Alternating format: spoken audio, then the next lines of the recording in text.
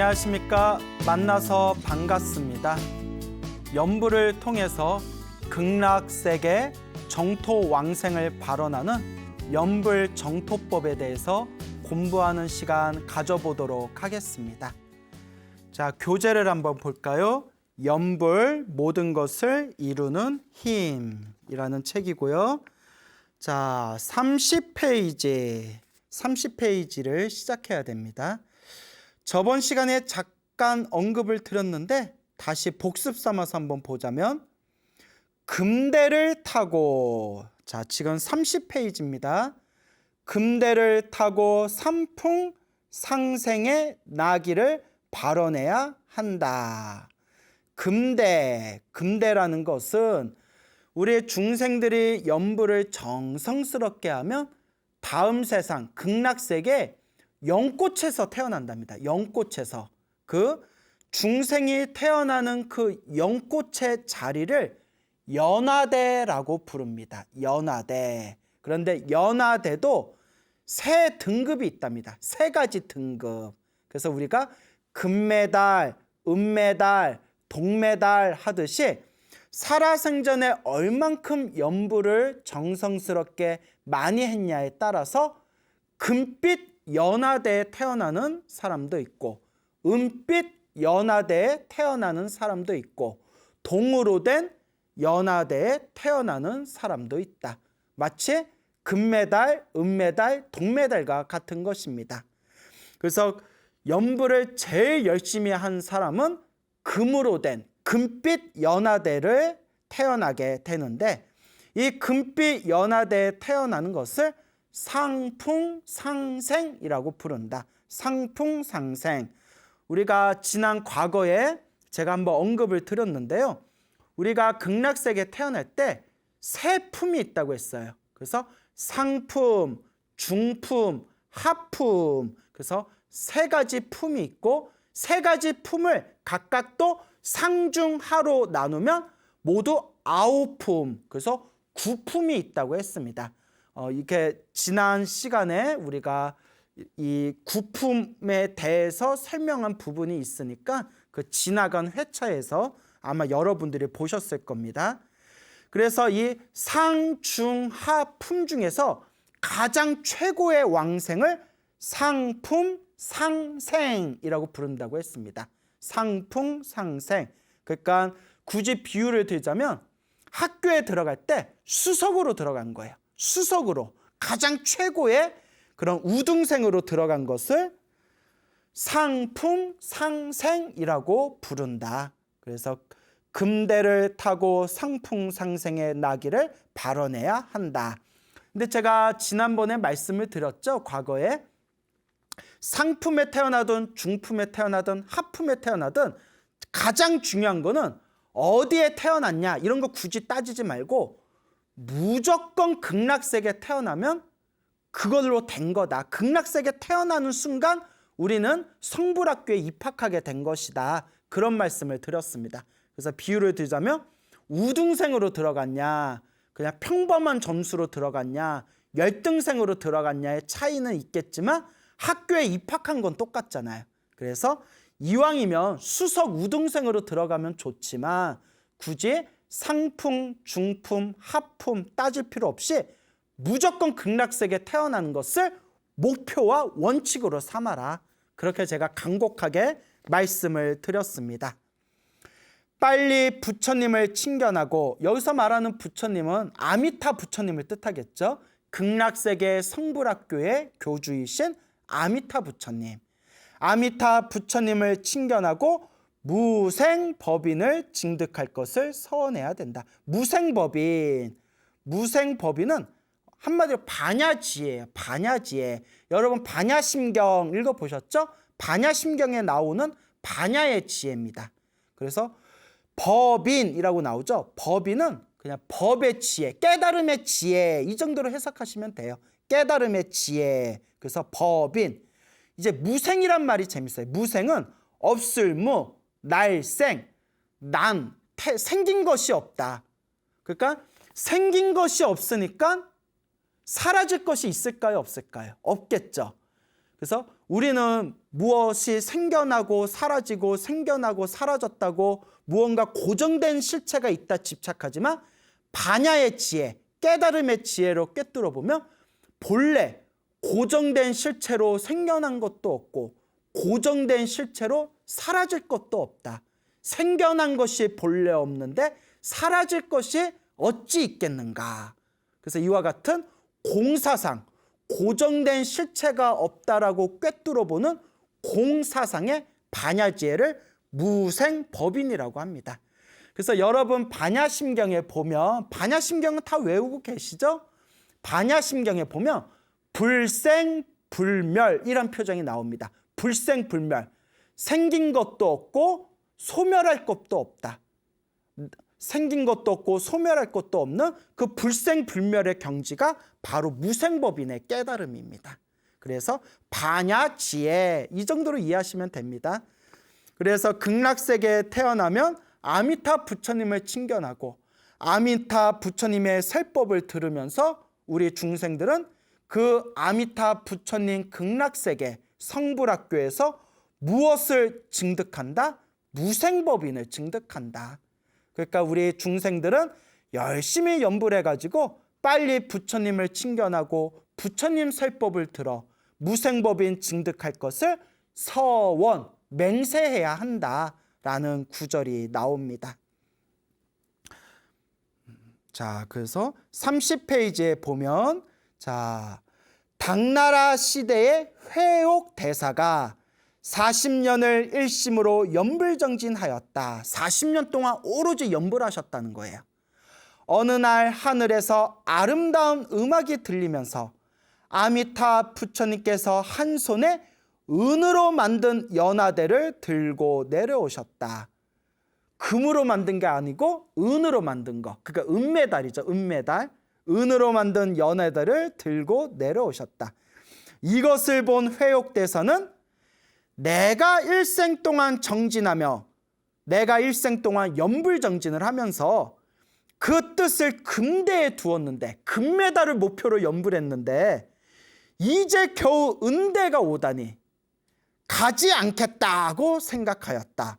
야, 쎄요. 아주 셉니다, 성격이. 우리 같으면 금대든 은대든 뭐 아니면 동으로 된 연꽃이든 아미타 부처님이 직접 오셔가지고 딱 나를 부르시면 이것저것 안 따지고 그냥 따라갈 텐데 그냥 탁 쳐버리는 거예요. 내가 평생 동안 40년 동안 연불하면서 금메달, 요 금대, 금으로 된 연화대를 목표로 내가 연불했는데 고작 은으로 된 연화대가 오다니 나는 가지 않겠다. 야, 참 아주 성격이 셉니다. 대사의 마음을 안 부처님께서도 억지로 권하지 않고 몸을 돌려 서쪽으로 되돌아가셨다. 부처님께서도 학을 뗀 거예요. 아유, 요 중에 참 성격이 별나구나. 내가 직접 와서 은으로 된 연화대 가져왔는데 금으로 된 연화대 안 가져왔다고 안 따라가겠다니. 그러니까 부처님께서도 억지로 권하지 않고 몸을 돌려 서쪽으로 되돌아가셨다. 이후 회옥대사는 더욱 열심히 정진하였다. 더욱 열심히 연불해서 정진하였더니 21일이 지난 뒤에 다시 수많은 불보살이 허공에 가득하고 아미타 부처님께서 금으로 만든 연화대를 들고 다시 영접하러 오셨다. 그러니까 은으로 된 연화대를 들고 아미타 부처님이 오셨는데 은으로 된 연화대를 타고 난 가지 않겠다라고 거절하고 21일 동안 더욱 열심히 연불 정진하였더니 허공에 수많은 불보살님들이 나타나고 그 속에서 아미타 부처님께서 비로소 금으로 된 연화대를 들고 나타나셨다. 이것을 본 회옥대사는 마침내 내 원이 이루어졌다고 하고는 합장 연불하면서 서방정토에 왕생하였다. 서방정토 극락세계에 왕생하였다. 이때 공중에서 100,000가지 음악이 동시에 울려 퍼졌다. 회옥대사를 흠모하던 그 지방의 태수가 다음과 같은 글을 지어 올렸다. 나의 스승의 일념으로 초지에 오르니 불국토의 음악이 두 번이나 들렸구나. 오직 문 앞에 오랜 회화나무 가지가 낮아 금대에 걸렸네. 나의 스승의 일념으로 초지에 오르니, 초지는 저번 시간에 설명드린 중생이 성불하는 52단계가 십신, 십주, 십행, 십회양, 십지, 그 다음에 등각, 묘각이 있다고 했잖아요. 근데 여기서 십지의 10단계의 지위, 십지 중에서 1단계를 초지라고 해요. 초지. 그래서 초지보살이란 표현이 나오거든요. 초지가 굉장히 깊은 성인의 경지예요. 그러니까 나의 스승의 일념으로 연불하여 그 52단계 중에서 초지까지는 오르셨다라는 그런 이제 감탄하고 찬탄하는 언어적 표현이겠죠. 불국토의 음악이 두 번이나 들렸구나. 오직 문 앞에 오랜 회화나무 가지가 낮아 금대에 걸렸네.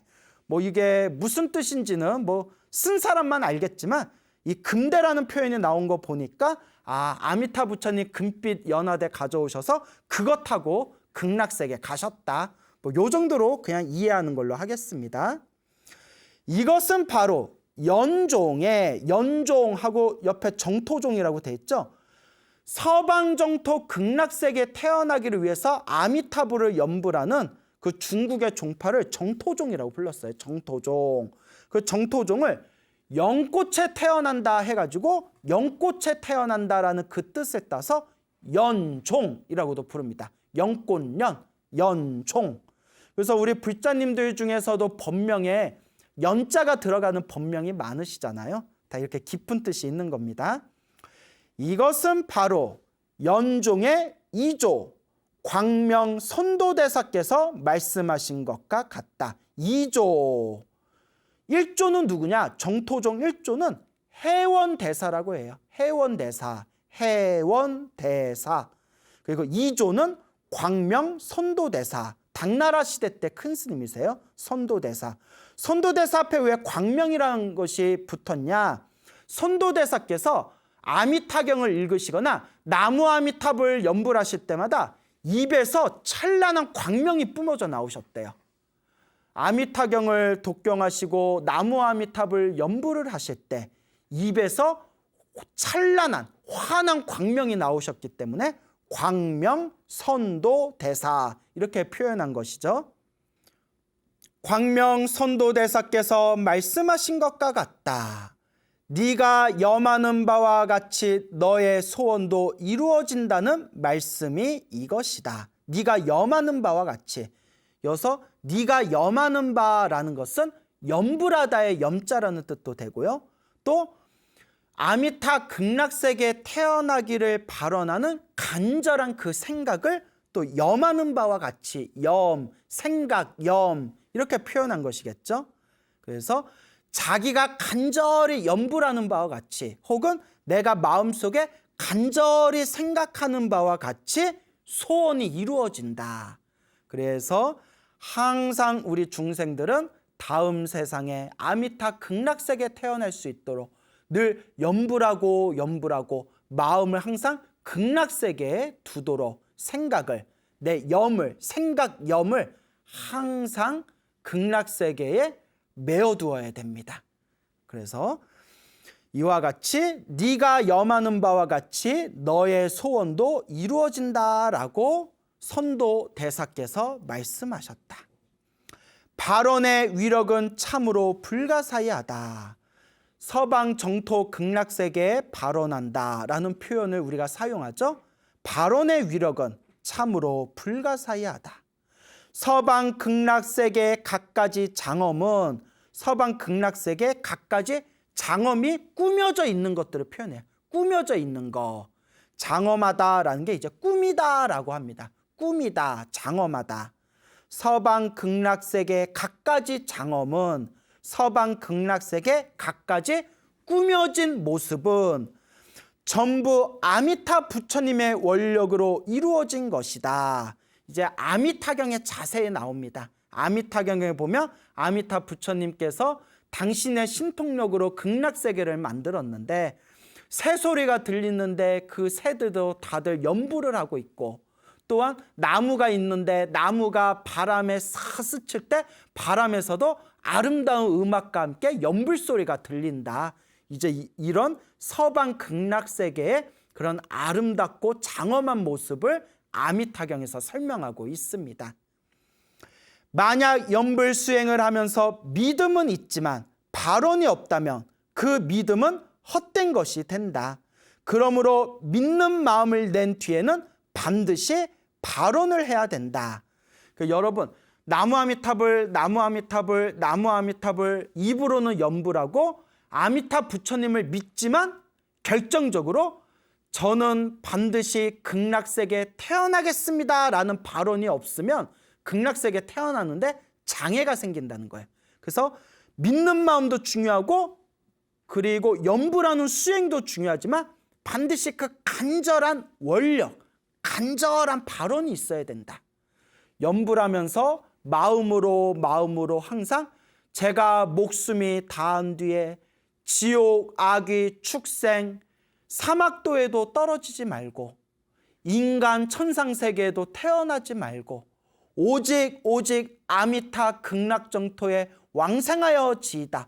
오직 아미타 극락세계에 태어날지이다 라고 늘 발언하라는 겁니다. 이렇게 발언의 힘이 중요합니다. 화엄경 보현행원품에 이르기를 10가지 큰 원으로 극락에 돌아가라고 하였다. 화엄경의 가장 핵심이라는 보현행원품이라는 그 책이 있습니다. 이 화엄경의 모든 핵심이 담겨 있다라고 화엄학자들은 평가하고 있는데요. 보현행원품에 보면 보현보살님의 10가지 위대한 서원이 있어요. 그것을 보현 10대원이라고 불러요. 보현 10대원. 그 보현행원품 책에 보면 자세히 나옵니다. 근데 이 보현행원품 마지막에 결국은 극락세계에 태어나기를 발언하는 내용으로 장식되어져 있습니다. 이게 굉장히 중요한 겁니다, 여러분. 불교 경전 중에서 최고의 경전을 우리가 흔히 화엄경이라고 합니다. 그리고 화엄경의 가장 핵심이 되는 것을 보현행원품이라고 합니다. 그런데 보현행원품의 마지막이 바로 아미타 극락세계 왕생 발언을 하고 있다는 것은 이 아미타 부처님의 극락세계에 대한 정토 왕생의 사상이 얼마나 대승불교에서 중요한 핵심인지 우리가 비추어 알 수가 있는 겁니다. 그래서 불교 공부를 했다는 혹자들은 이 아미타 극락세계를 굉장히 폄하하고 아미타 극락세계, 연불 정토법을 굉장히 우습게 보는 분들이 있습니다. 그런 분들에게 우리는 당당히 물어봐야 됩니다.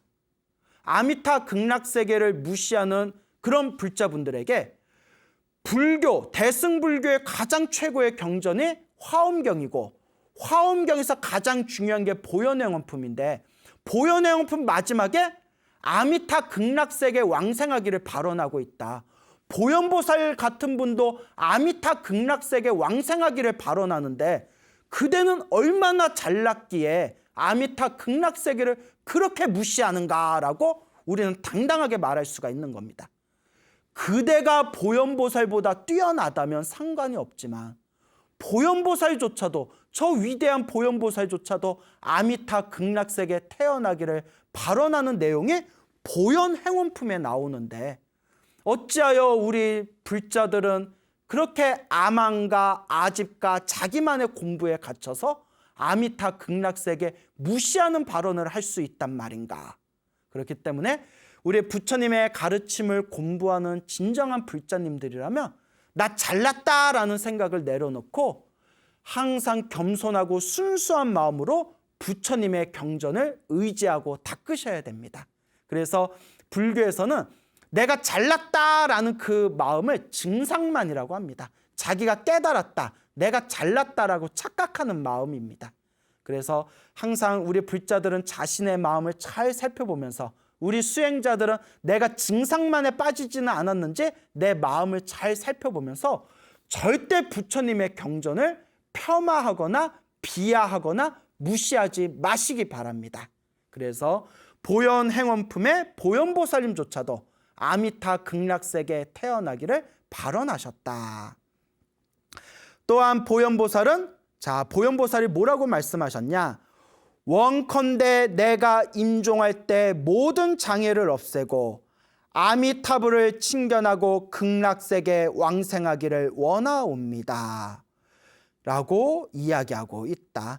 원학 이묘 명종시 진제일체 제장에 명견 피불 아미타 즉득 왕생 안락찰. 그래서 제가 목숨이 다하거든 모든 업장, 모든 장애는 사라지고 아미타 부처님을 직접 칭견하고 저 극락세계에 태어나기를, 왕생하기를 발언합니다.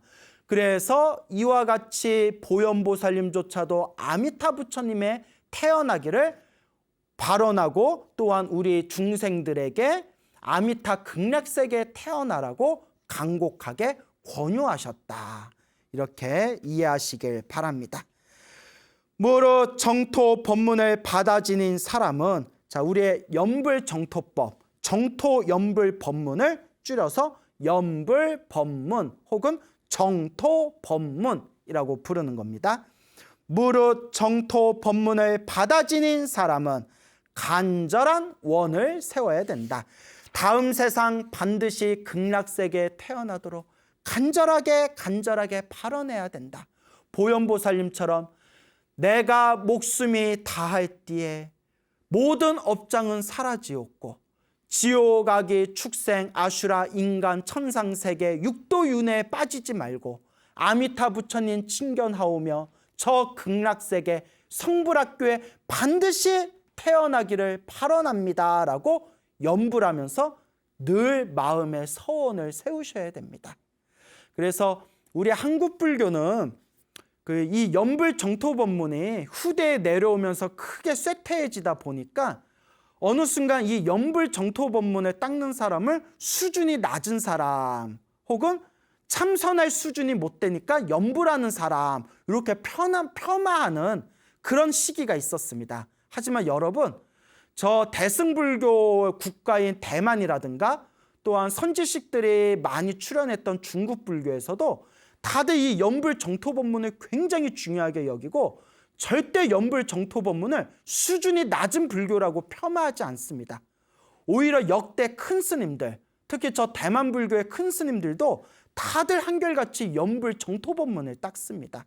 그러니까 우리 불자 여러분들 연불정토법문을 닦고 다음 생에 극락세계에 태어나는 것을 절대 부끄러워하지 마시고 당당하게 간절한 마음으로 다음 세상에 아미타 극락세계 성불학교 태어나겠습니다 라는 그러한 마음을 끊임없이 되새기시기 바랍니다. 보현보살님조차도 극락세계에 태어나기를 발언하셨는데 어찌 우리가 다른 길을 내버려 두고 우리가 극락세계에 태어나지 않을 수 있겠습니까?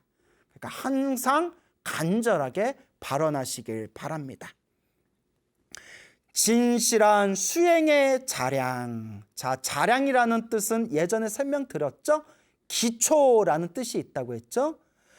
진실한 수행은 아미타 부처님의 명호를 마음에 굳게 지니는 것이다.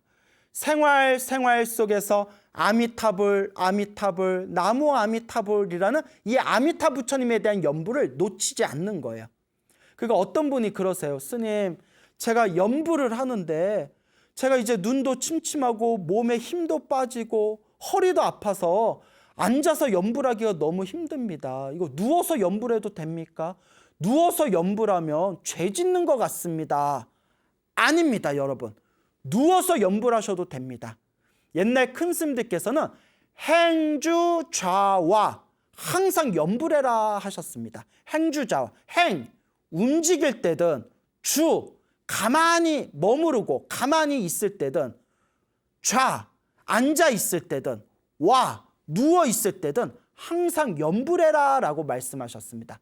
다만 예의상 누워 있을 때에는 소리내서 연불을 안 하면 된다라고 말씀하셨습니다. 그러니까 누워서는 그냥 마음으로 연불하시면 돼요. 이렇게 염주를 굴리시든 개수기를 이렇게 누르시든 아니면 그냥 눈을 묵묵히 감고 그냥 마음속으로 아니면 입으로 소리 나지 않게 아미타불, 아미타불, 아미탑을 얼마든지 누워서 연불 할 수가 있습니다. 또 어떤 분은 화장실에서 연불해도 되냐고 물어보는데 화장실에서 연불하셔도 됩니다. 다만 소리만 내지 않으시면 돼요. 그렇잖아요. 회사 화장실이나 어디 절에 화장실에 갔는데 이렇게 이제 용변 보고 있는데 밖에 사람이 있는데 이렇게 용변 보면서 아미타불 아미타불 막 이러면 밖에 있는 사람들이 얼마나 황당하겠어요. 화장실에서는 소리만 안 내면 됩니다. 언제 어디서나 항상 아미타 부처님을 연불하는 거, 이것이 진실한 수행이다 라는 내용이 되겠습니다.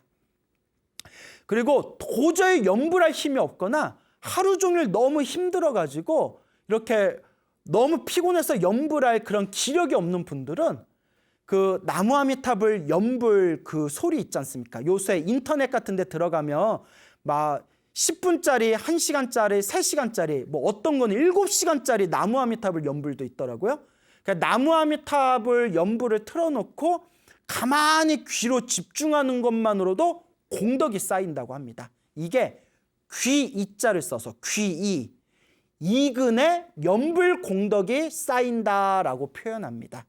그러니까 항상 마음속으로 늘 연불을 챙기시기 바랍니다. 비록 믿음과 발언이 있더라도 진실한 수행이 없으면 극락정토에 왕생하지 못한다. 제가 3가지 자량에 대해서 말씀드렸죠. 극락세계에 태어나려면 믿어야 되고, 믿고 발언해야 되고, 극락세계에 태어나기를 간절하게 발언해야 되고, 3번째가 수행을 해야 된다. 무슨 수행? 연불 수행을 해야 된다. 믿고, 그리고 발언하고, 그리고 진실되게 연불 수행을 해야 된다. 과일의 씨앗을 보고 이 씨앗이 반드시 열매를 맺는다고 믿고 또 열매 맺기를 간절히 원한다고 할지라도 땅에 심고 물을 주며 가꾸고 키우지 않으면 아무리 오랜 세월이 지나도 열매를 얻을 수 없는 것과 같다. 야, 비유가 너무 멋있죠.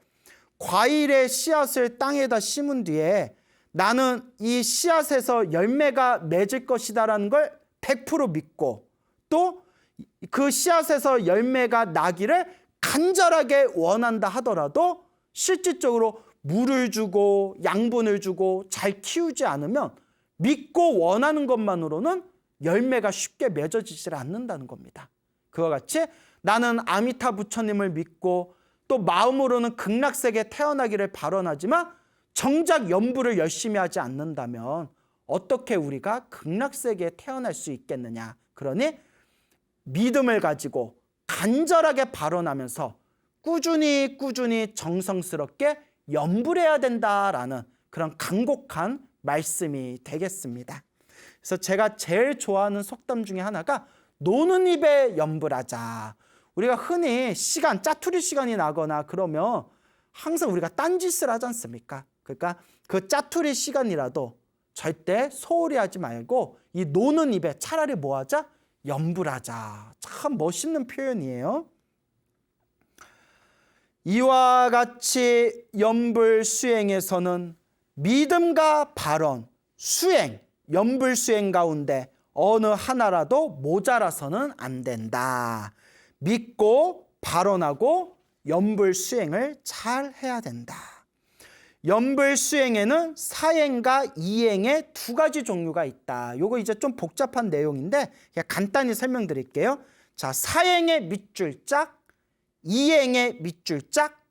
자, 연불 수행에는 사행과 이행 2가지 종류가 있다고 했는데 사행은 무엇이냐? 사행은 여러분 연불하는 내가 따로 있고 연불을 하는 이제 아미타 부처님이란 대상이 따로 있어서 내가 아미타 부처님을 향해서 연불하는 것을 사행이라고 합니다. 사행. 연불하는 내가 있고 또한 내가 연불을 하고 있는 대상인 아미타 부처님이 따로 있다. 내가 따로 있고 아미타 부처님이 따로 있어서 정성스럽게 그 아미타 부처님을 향해서 연불하고 연불하는 것. 이게 사행입니다. 이행은 뭐냐? 이행은 훨씬 더 깊은 경지입니다. 더 깊은 경지. 이건 일종의 선종에서 말하는 마음의 경지예요. 선종에서 말하는 마음의 경지.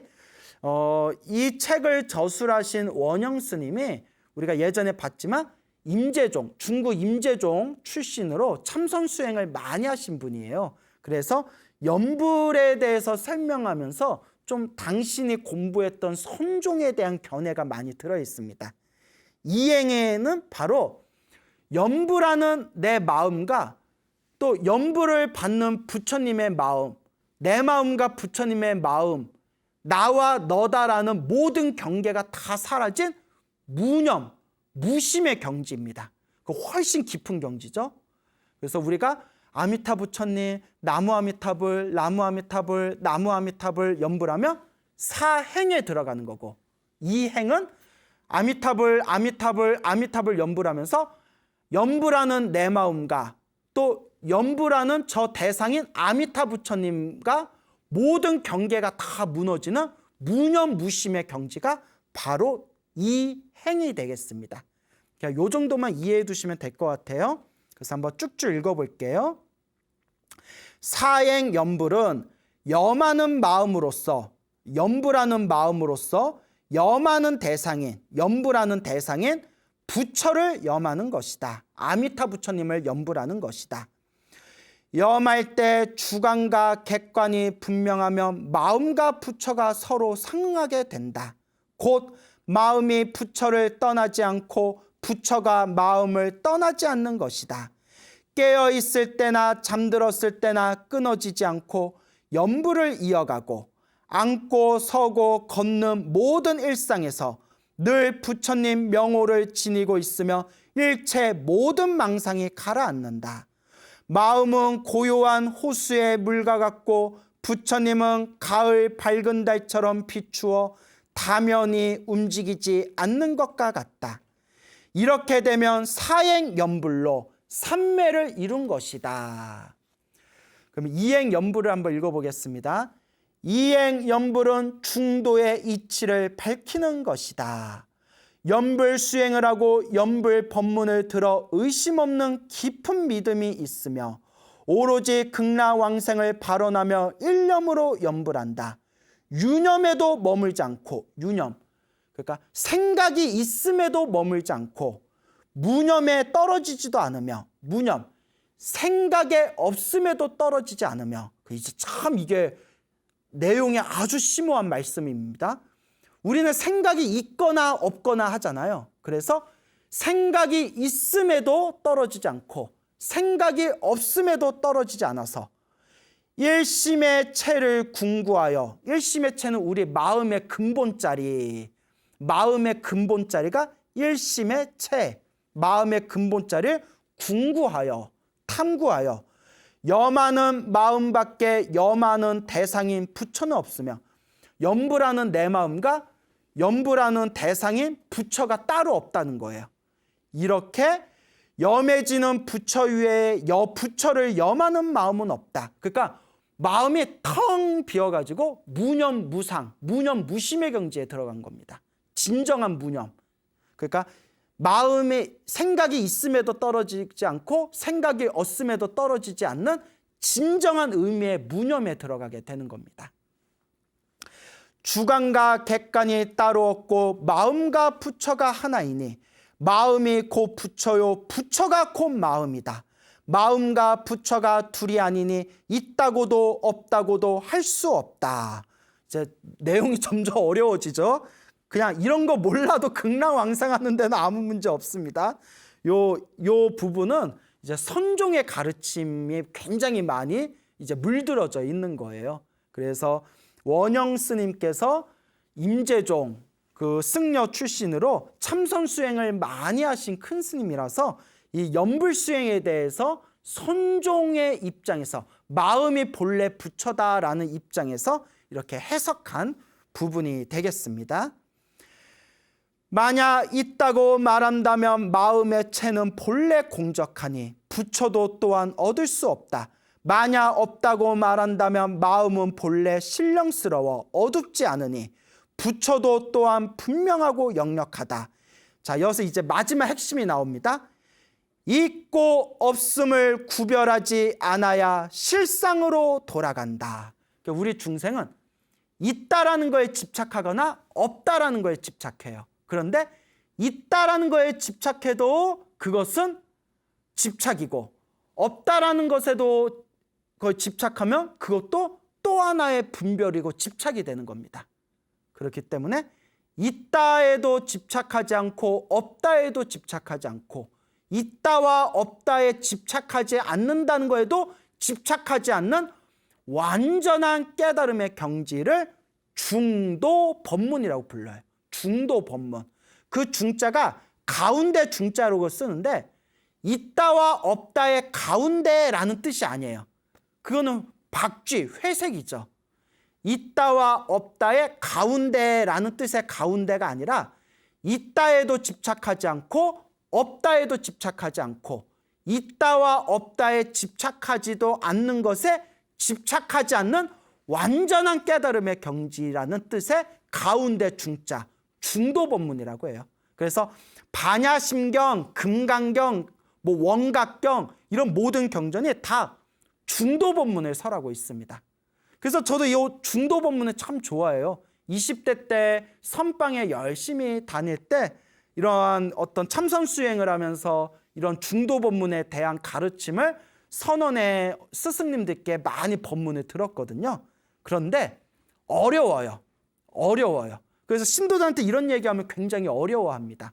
그래서 제가 신도분들한테 너무 어려우면 억지로 이해할 필요 없다. 왜냐? 이거 사실 깨쳐야 알 수 있는 거다. 그러니 깨치려면 어떻게 하면 된다? 열심히 연불 하셔서 아미타 부처님 성불학교에 태어나면 이런 거 다 개인 과외로 다 쪽집게로 배우게 되니까 이해가 안 되면 그냥 넘어가셔도 된다. 연불 열심히 하시면 된다. 이제 이렇게 제가 또 방편법으로 그렇게 이제 말씀을 드리기도 합니다. 하여튼 이렇게 사행연불과 이행연불로 나눠지는데, 사행연불이든 이행연불이든 중요한 것은 믿고 발언하고 정성스럽게 연불해서 어디에 태어나는 것이 중요하다? 극락세계 딱 하고 태어나는 것이 중요하다. 이렇게 마음속에 정리하시기 바랍니다. 자, 옛 성현이 말하기, 호련히 미탈을 염하는 마음을 일으키니 평지에 바람도 없이 저절로 파도가 일어나네. 생각이 사라져 무념초로 돌아가나. 이행연불이겠죠. 무념 동안 많은 생각임을 어찌 알리요. 야, 이게 중도법문의 그 묘한 한 수예요. 모든 망상과 생각이 싹 사라져서 무념에 들어가나. 무념에도 집착하면 돼야 안 돼요. 그래서 무념에도 집착하면 안 되기 때문에 무념에 들어갔지만, 모든 생각이 사라져서 무념에 들어갔지만 무념 동안 또 다른 생각이다라고 한방망이를 딱 쳐주는 겁니다. 이제 요 정도로 이해를 하시기 바랍니다. 라고 하였다. 이것 또한 모두 사상을 닦지 않고 순수하게 이관을 닦아 관의 힘을 성취하면 마음과 부처가 비록 이름은 둘이지만 채 근본자리는 하나라는 것을 명백히 알게 된다.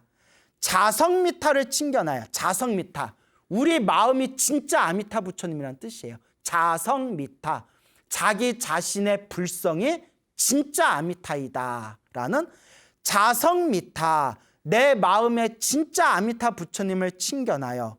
마음이 담적해지며 마음이 맑고 깨끗해지면 이행연불로 삼매를 이룬 것이다. 자, 이 부분은 설명하면 한도 끝도 없기 때문에 일단 여기서 넘어가겠습니다. 믿음과 발언 그리고 수행 정토에 왕생하는 세 가지 자량, 믿음, 발언, 연불수행, 세 가지 자량이다. 자량이 준비되면 왕생이 어찌 어렵겠는가. 정토에 왕생하며 문득 3계를 초월하며, 3계, 욕계, 색계, 무색계, 윤회 세상을 완전히 초월하며 고 생사를 벗어난다. 생사고해, 윤회 세상을 벗어난다. 그러므로 석가 열애께서 무문자설, 묻지 않았지만 아미타 부처님의 가르침이 너무 중요했기 때문에 아무도 묻지 않았지만 스스로 세법하신 것이다. 무문자설. 이것이 연불을 일으킨 인연이다 라는 내용이 되겠습니다. 그래서 우리가 이번 생에 아미타 부처님의 연불 정토와 인연을 맺었다는 것을 크나큰 성근이라 여기시고 믿고 간절하게 발언하고 정성스럽고 진실하게 연불 수행하시기 바랍니다. 여러분 성불하십시오.